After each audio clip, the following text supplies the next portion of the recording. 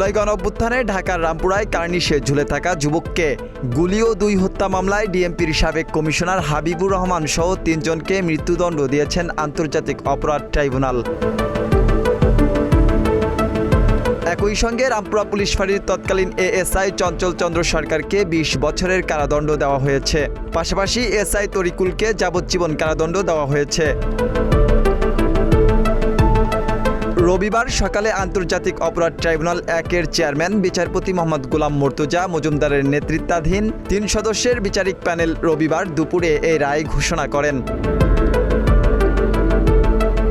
মৃত্যুদণ্ডপ্রাপ্তরা হলেন ডিএমপির সাবেক কমিশনার হাবিবুর রহমান, খিলগাঁও জোনের সাবেক এডিসি মোহাম্মদ রাশিদুল ইসলাম ও রামপুরা থানার সাবেক ভারপ্রাপ্ত কর্মকর্তা মোহাম্মদ মশিউর রহমান। আজকে এই মামলাটি সম্পূর্ণরূপে সন্দেহাতীতভাবে প্রমাণিত হওয়ায় মাননীয় ট্রাইব্যুনাল 3 জন আসামিকে মৃত্যুদণ্ড, আসামি তরিকুল ইসলামকে যাবজ্জীবন, চঞ্চল চন্দ্র সরকারকে 20 বছরের কারাদণ্ডে দণ্ডিত করেছেন। প্রসিকিউশনের তথ্য অনুযায়ী 2024 সালের 19 জুলাই ছাত্র জনতার আন্দোলনে চালানো পুলিশের গুলি থেকে প্রাণ বাঁচাতে রামপুরার বনশ্রী মেরাদিয়া সড়কের পাশে থাকা একটি নির্মাণাধীন ভবনে ওঠেন আমির হোসেন নামের এক যুবক। ওই সময় তার পিছু নেয় পুলিশ।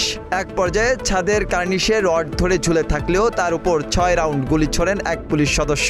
এতে জীবন বাঁচলেও গুরুতর আহত হন তিনি। একই দিন বনশ্রী এলাকায় পুলিশের গুলিতে নিহত হন নাদিম ও মায়া ইসলাম নামের 2 জন।